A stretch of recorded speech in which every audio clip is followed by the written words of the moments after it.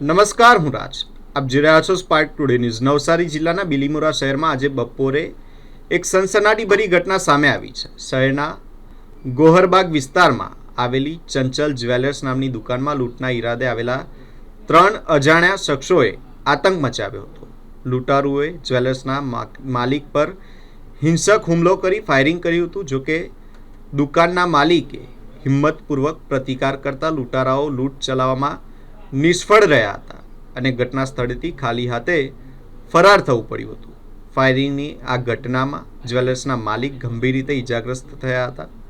લૂંટારુઓ નાસી છૂટતી વખતે કરેલા ગોળીબારમાં માલિકને ગોળી વાગતા તેઓ લોહીલુહાણ હાલતમાં નીચે ફસડાઈ પડ્યા હતા. ત્યારબાદ તેમને તાત્કાલિક સારવાર માટે બિલીમોરાની ખાનગી હોસ્પિટલમાં ખસેડવામાં આવ્યા. ઘટનાની જાણ થતાં જ પોલીસનો મોટો કાફલો પણ ઘટના સ્થળે પહોંચ્યો હતો અને ગુનેગારોને ઝડપી પાડવા માટે નવસારી સહિત પાડોશી જિલ્લાના વલસાડ અને સુરત ગ્રામ્ય વિસ્તારોમાં ચુસ્ત નાકાબંધી કરી દેવામાં આવી છે. હાલ પોલીસ સીસીટીવી ફૂટેજના આધારે તપાસ હાથ ધરી લૂંટારુઓને ઝડપી પાડવા માટેના ચક્રો ગતિમાન કર્યા છે.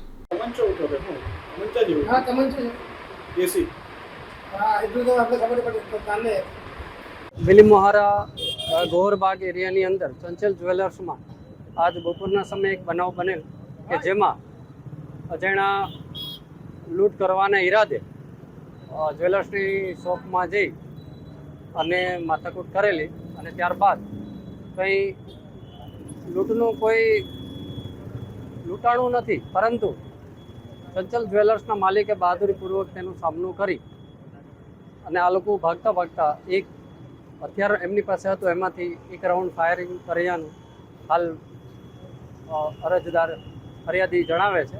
હાલ ફરિયાદ લેવાની કાર્યવાહી ચાલુ છે. તેમજ આને લઈ જિલ્લા અને આજુબાજુનું વલસાડ અને સુરત ગ્રામ્યની અંદર નાકાબંધી તાત્કાલિક કરી દેવામાં આવેલી છે. પોલીસ એકદમ રોડ ઉપર એલર્ટ થઈ અને આની તપાસ કરી રહી છે.